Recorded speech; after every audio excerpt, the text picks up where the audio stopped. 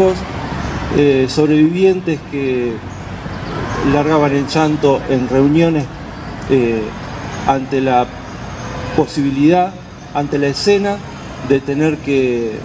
encontrarse en un mismo sitio con quienes habían sido los responsables de sus detenciones. Digo, en ese marco, un amplio abanico de situaciones fueron las que nos llevaron a conformar un equipo en un sitio donde no estaba armado nada, no había nada armado. Por lo tanto, arrancamos bastante de cero. En ese sentido, entonces,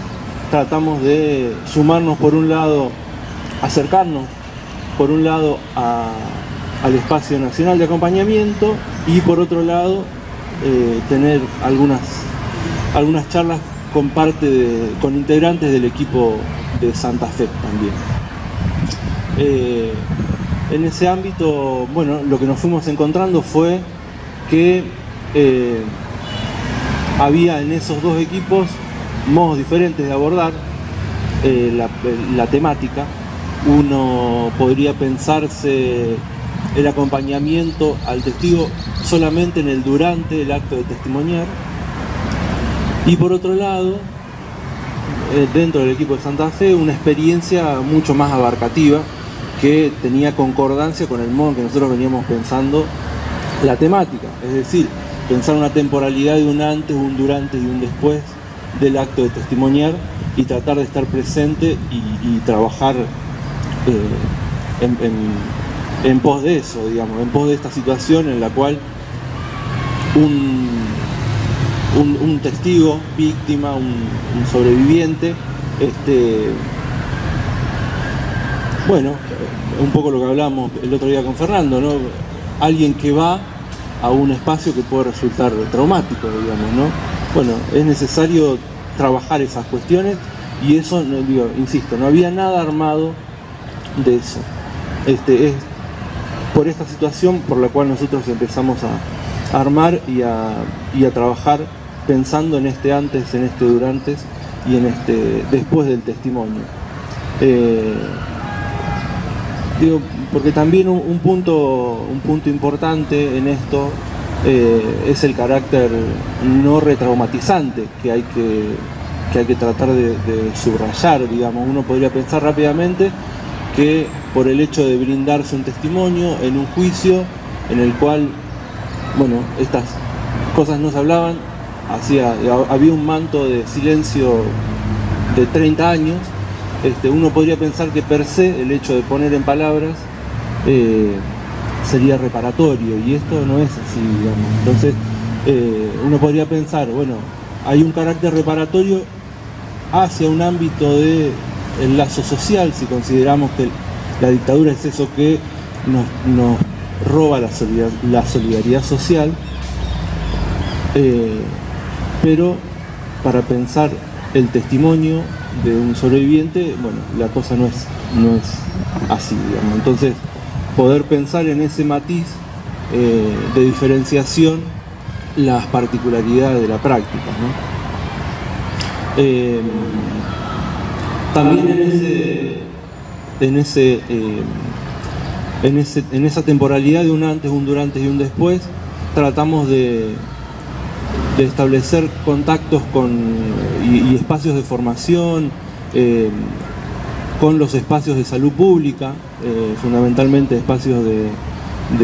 salud municipal, y un trabajo de formación en el hospital zonal de la ciudad. También en esta consideración de que,